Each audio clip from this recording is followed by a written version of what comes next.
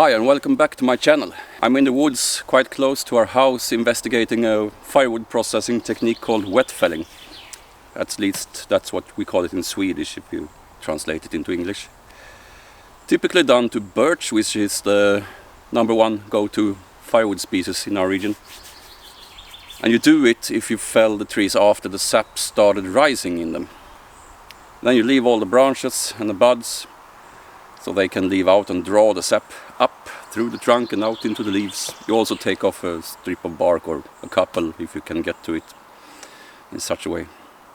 And it's to lower the moisture content in the trunk before you continue processing it into firewood.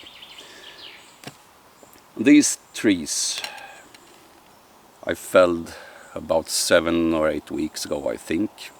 When I shot my former video, which you can go back to watch if you haven't seen that, it was about 6.5 weeks, and you typically leave the trees 5 to 6 weeks after you've done it. So it's about time to buck and split them now.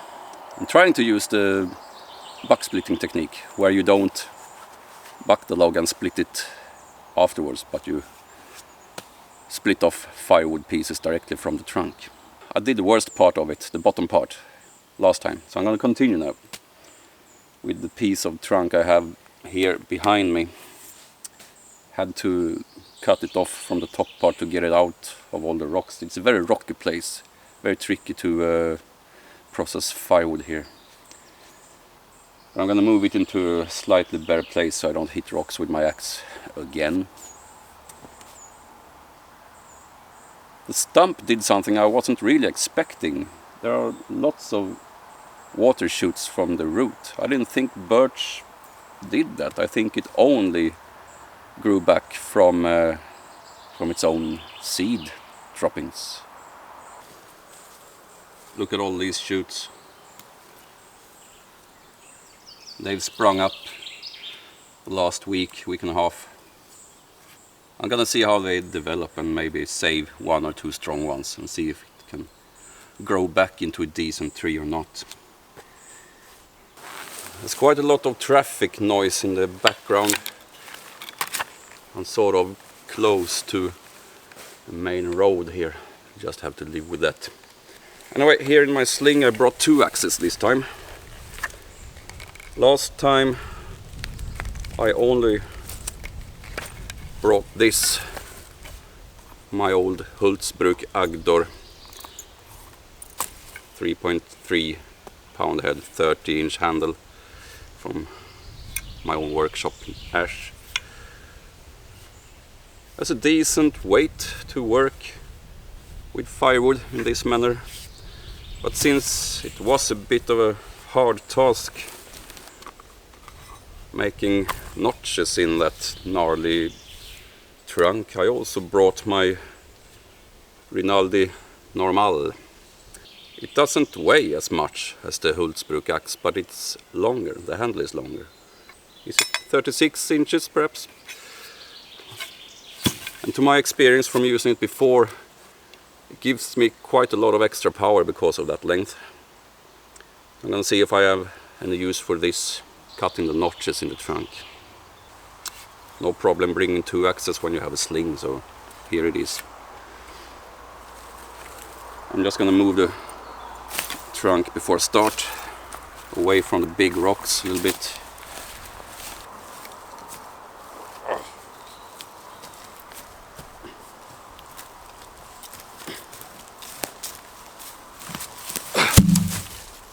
Well, it's lighter now than when I dropped it.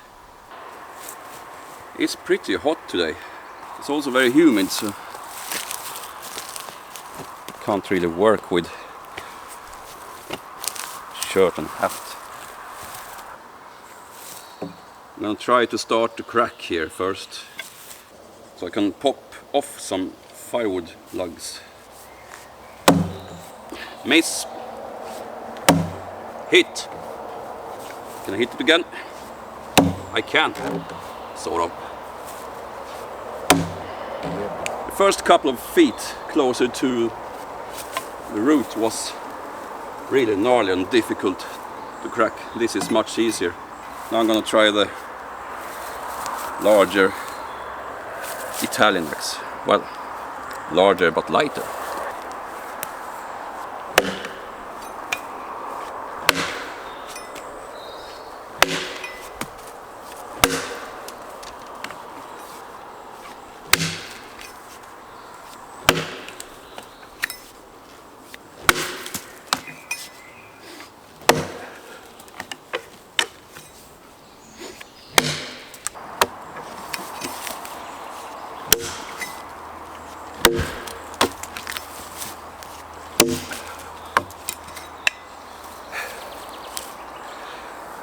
It does cut notches really efficiently, and that's mostly down to the handle length.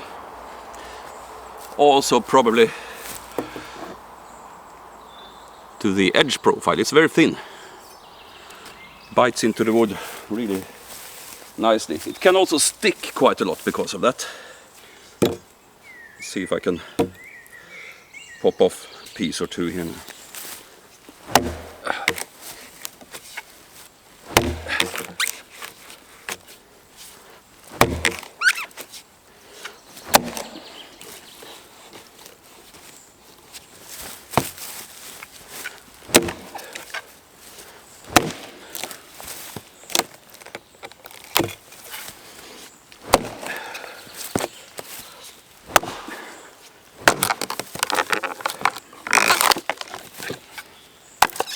It's a nice big knot right there.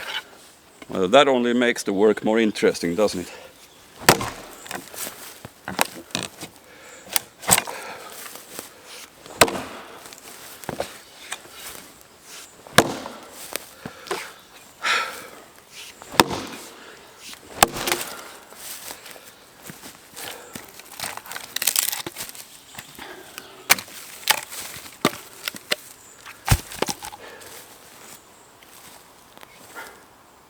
Where'd the first one go?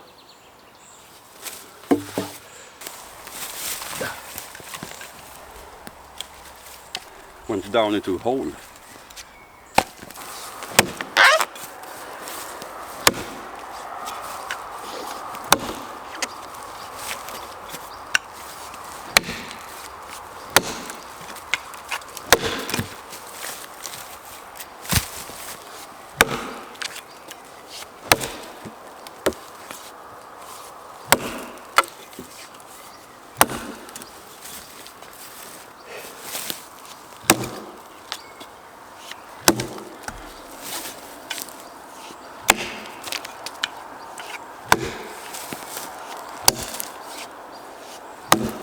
I'm chopping very close to the ground here, but I'm fairly confident there are no rocks just here.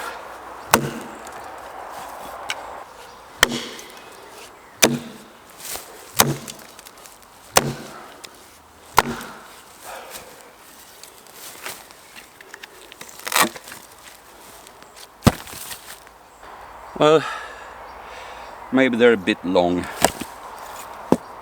Cut them a little bit shorter, I think. Continuing the crack.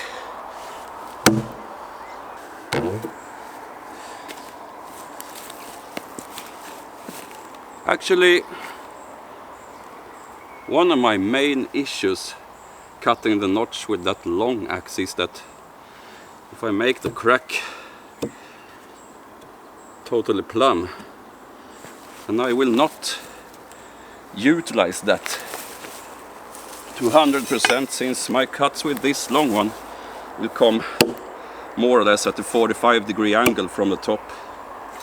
So what I should do is to induce a crack at that angle as well, and probably from the other side too, so I have like a cross two cracks. Starting from this end. That's a pretty good hit. I'm glad to catch that on camera. That's enough for that side. And another one from this side then. That's also pretty nice. So now I'm gonna start cutting a notch to release fire logs from this side. That should work together with that crack, and then I will move over to this side and cut like that, and that will work together with that crack. If you get the general idea here. Right, let's see how it works.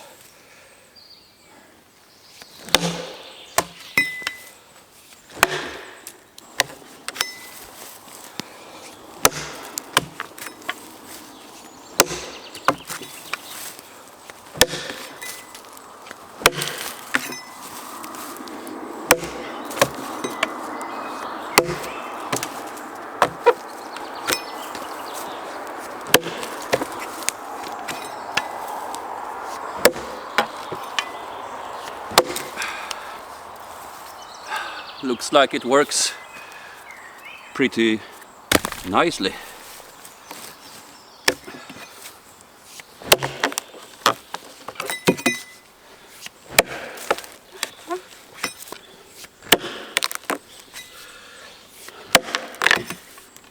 Moderating my chops. I'm getting close to the ground. It's usually good practice. Yeah, nice. I'm gonna move to this side. I'm standing a bit downhill from the log, but I don't think it matters with such a lightweight axe. I think the axe head on this one was only 2.5 pounds, so it's not that big of a deal.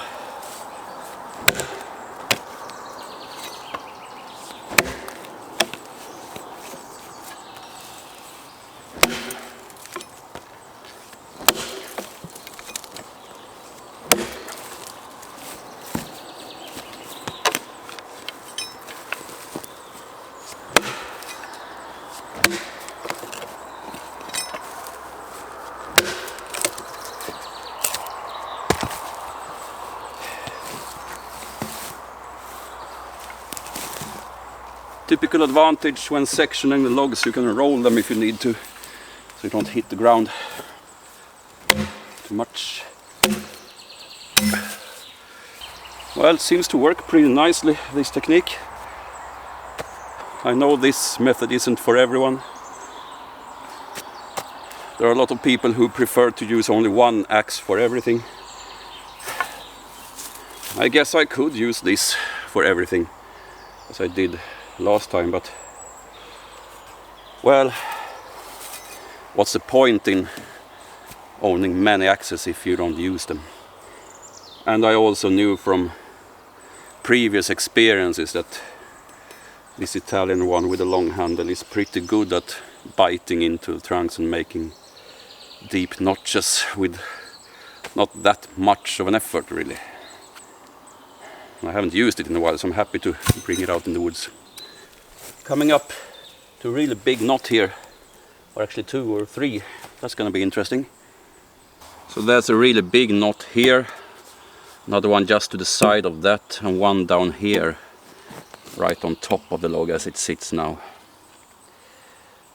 Stephen Edholm from Skill Cult, who started this axe cordwood challenge thing, he talks about trying to crack the log in between the knots. A little bit tricky to do here. Perhaps when I cut it diagonally from this side, I may be able to get the crack going just between those 2 knots, but they are really close. From this side, much less of a problem because there are no knots really on this side where I'm standing now. So I'm going to start with that crack and see what happens with the other one.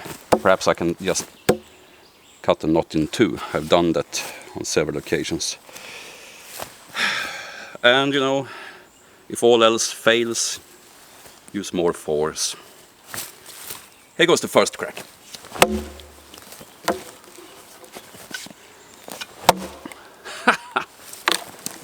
Well, not too bad, wouldn't you say? Now I want to hit it like that.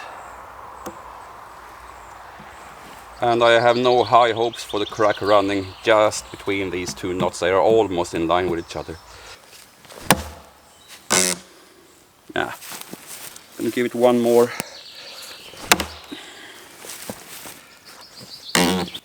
The crack is just here, and it's steering up a little bit around this knot, and then the other one comes here. I'm not sure if it will be able to run all the way between, like a zigzag or S shape.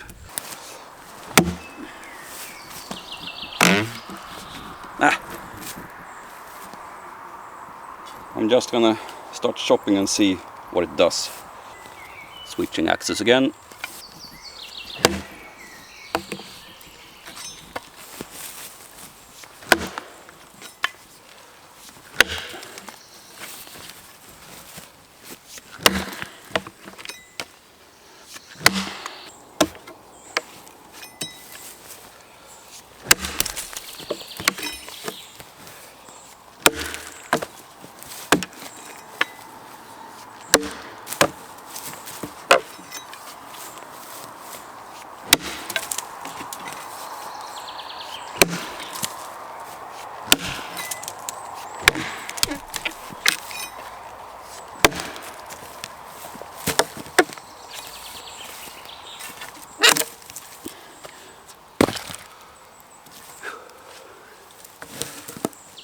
Now for the knotty piece.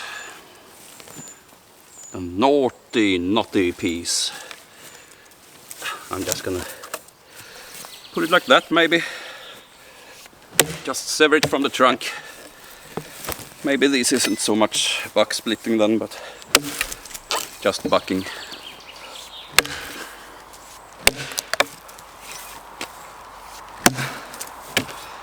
But you know, I'm not aiming for pure techniques really. I'm aiming for producing firewood for myself in a nice manner.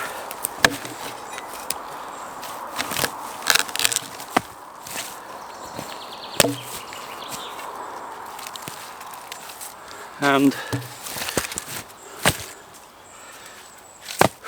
I'm gonna try to hit it right in the nut, so to speak. But for cutting through that, I'm switching from the slim shaped Italian Rinaldi to my old Hultsbruk Agdor. That's a little bit cheekier, should help me out splitting that knot.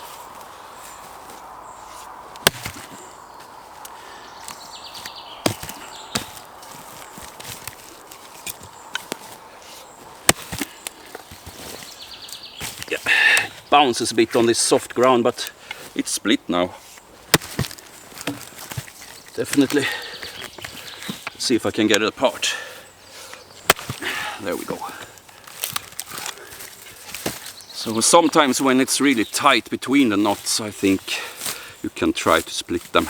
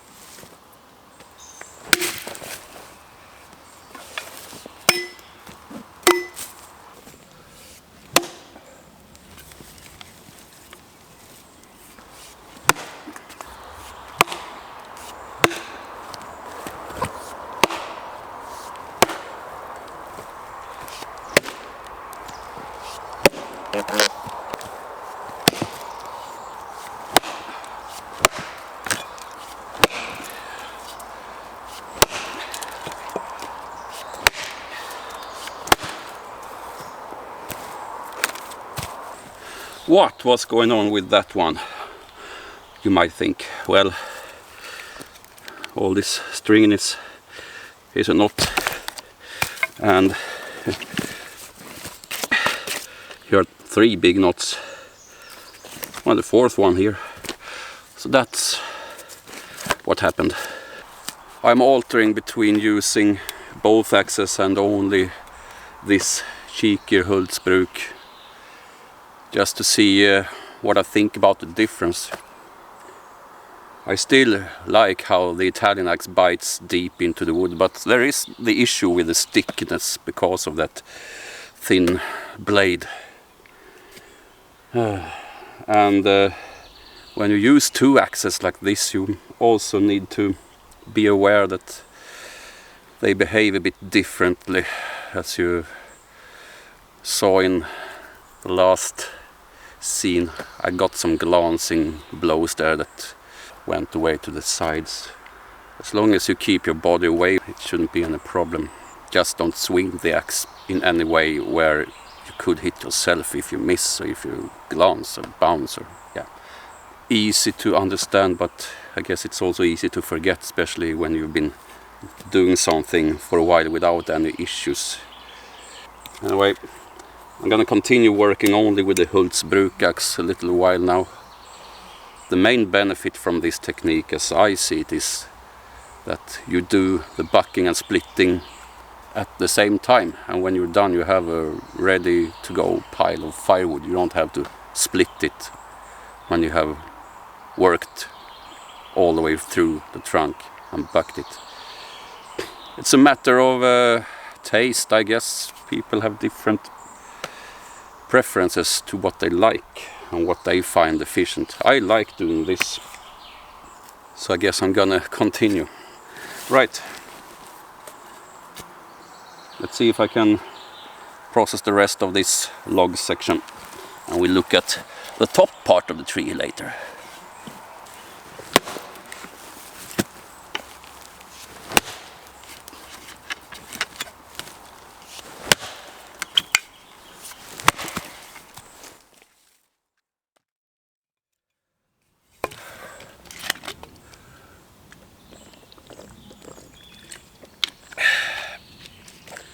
Elderflower lemonade.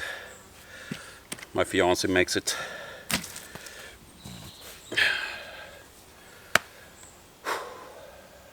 Better than coffee out in the woods when it's hot. Right. That's the severed piece of trunk I left in my last video. Now it's time to look at the top. That's right behind me here. Don't know if you can see it or not in this shot, but you will in this one. Here it is, what's left of the first birch, the larger of the 2. It rests on top of the first one I felled. Slightly smaller diameter on that one. We'll get to that later when this is done. Tricky to move it since it's sitting between rocks and stumps and a fallen spruce tree there as well. So I'm gonna try and chop it up where it is, just paying attention to the rocky ground.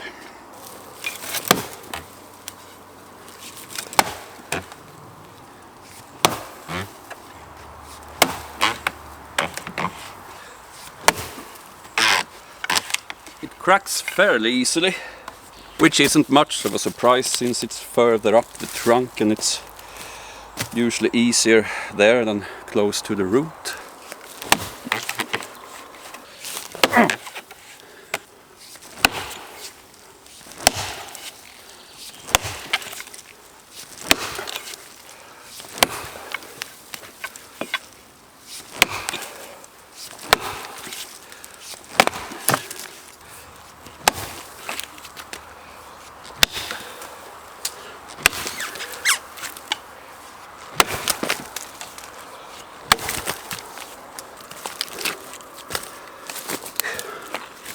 Since my aim was not 100% when I made the crack, I already have some starter wood here.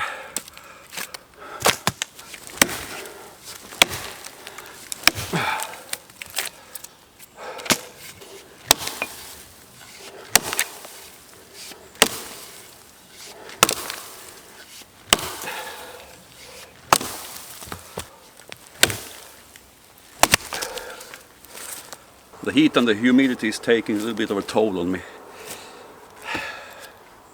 And all those flies. They are in high season right now, it seems.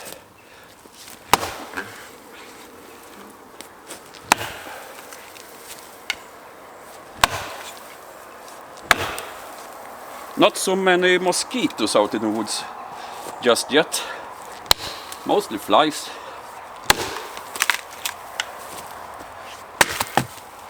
I'll look back on this day later when there are a lot of mosquitoes.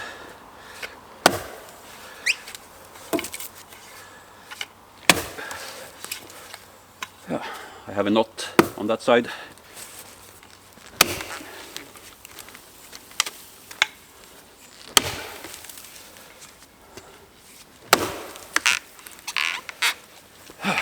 See if I can get the piece out here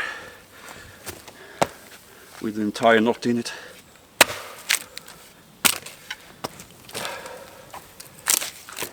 Yep, there it is.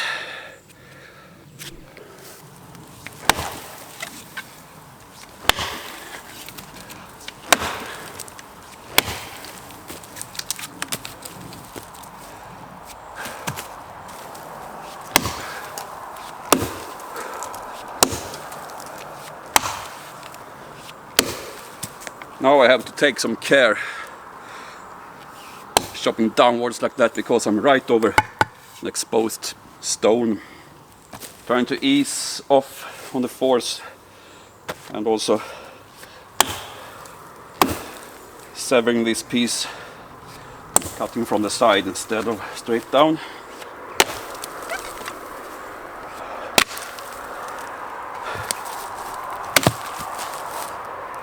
It's a bit tricky working with this between all the rocks and stumps and fallen trunks. Main problem, I think, is that it rests up in the air so much. You lose quite a bit of power when you can't swing the axe down closer to the ground, but you have to hit something like 1 to 2 feet up in the air. But who am I to complain? There are lots of people living in apartments and have no chance at all getting to do this kind of stuff. There we go.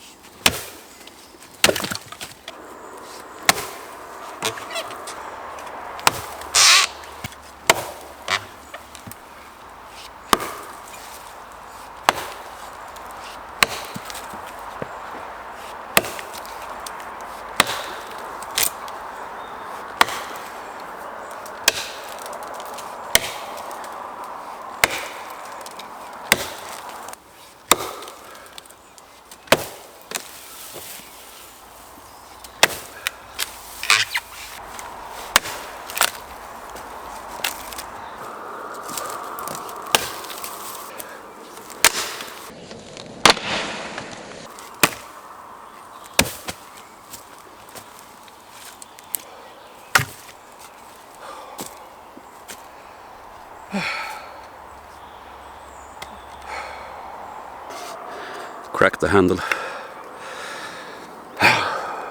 That's what you get for working in tricky positions. I was so happy with this handle. I guess I'll have to make a new one.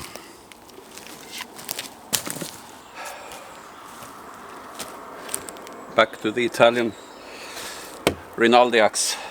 Well, there's another point of bringing two axes, I suppose.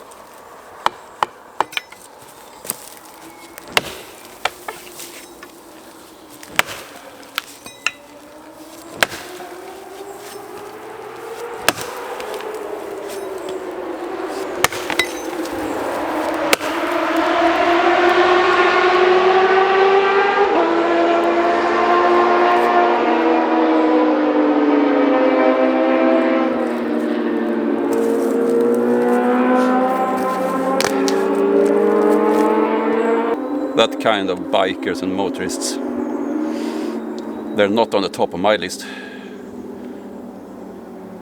There are lots of kids and animals along this road.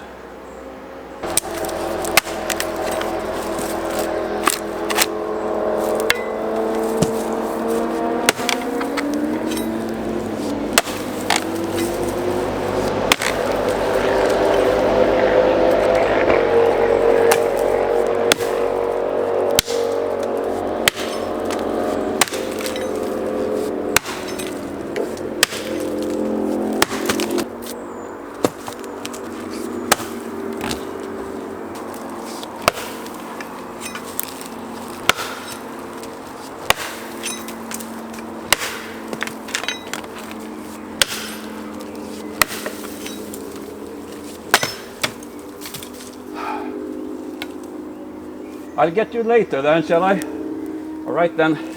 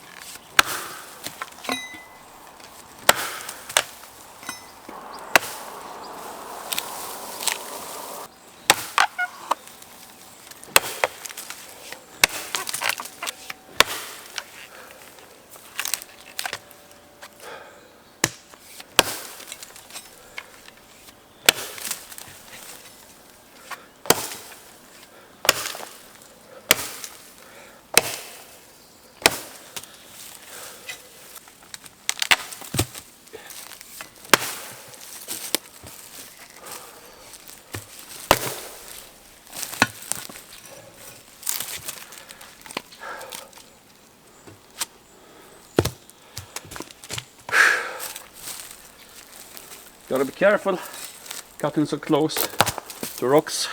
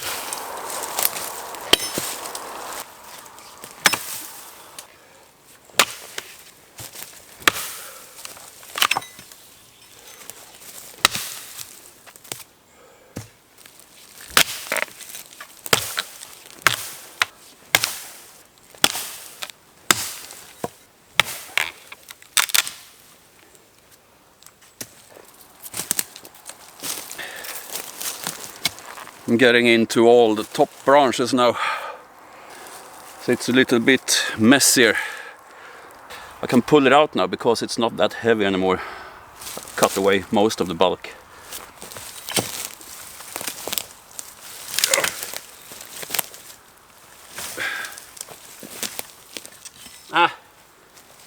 Still snagged up here at the top.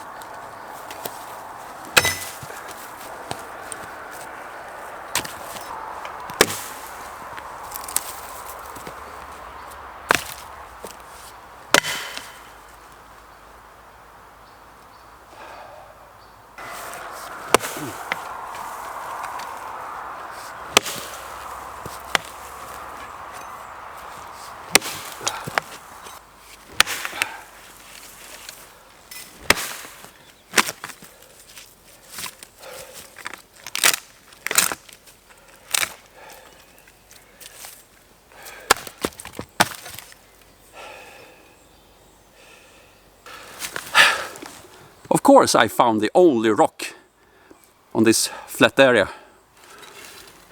Well, I was planning to regrind this axe because it has a little bit too sharp of a bevel, but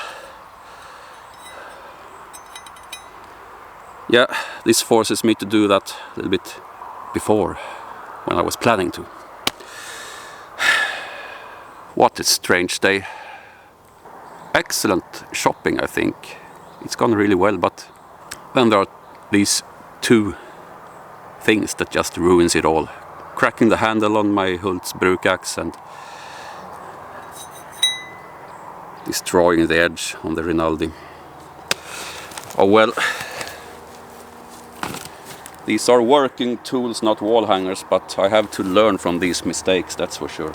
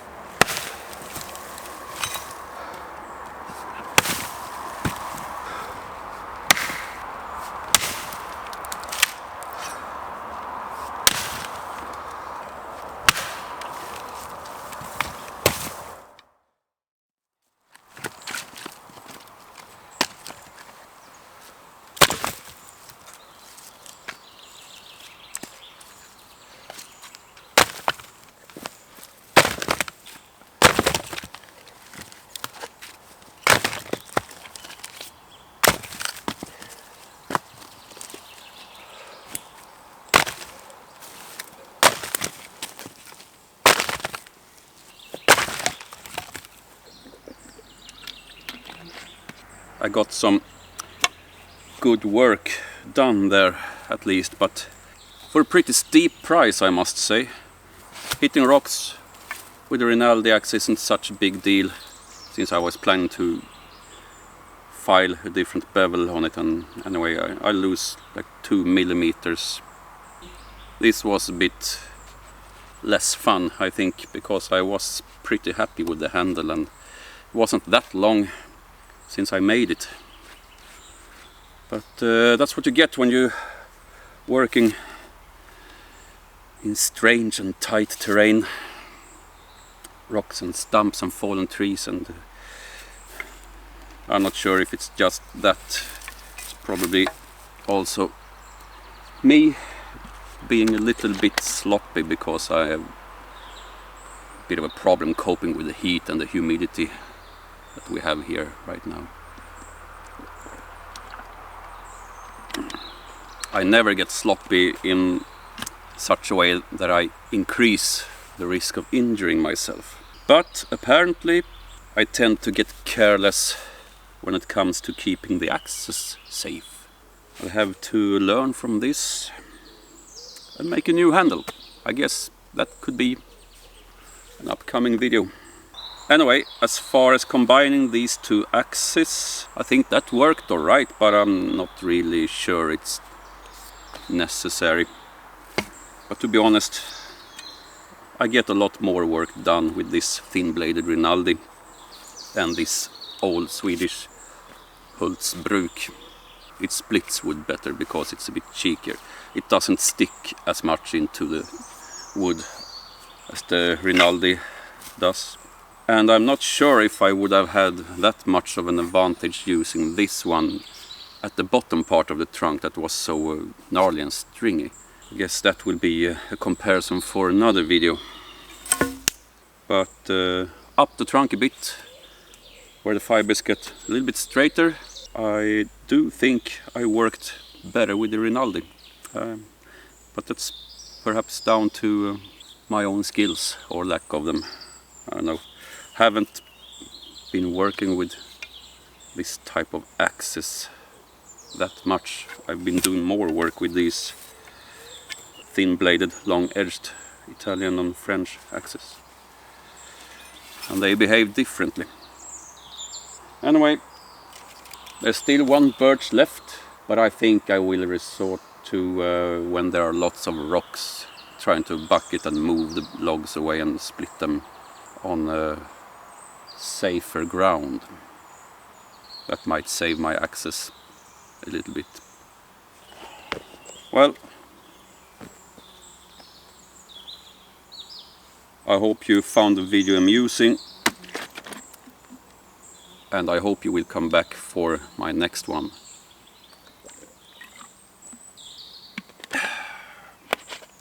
And do subscribe so you don't miss out when I post it.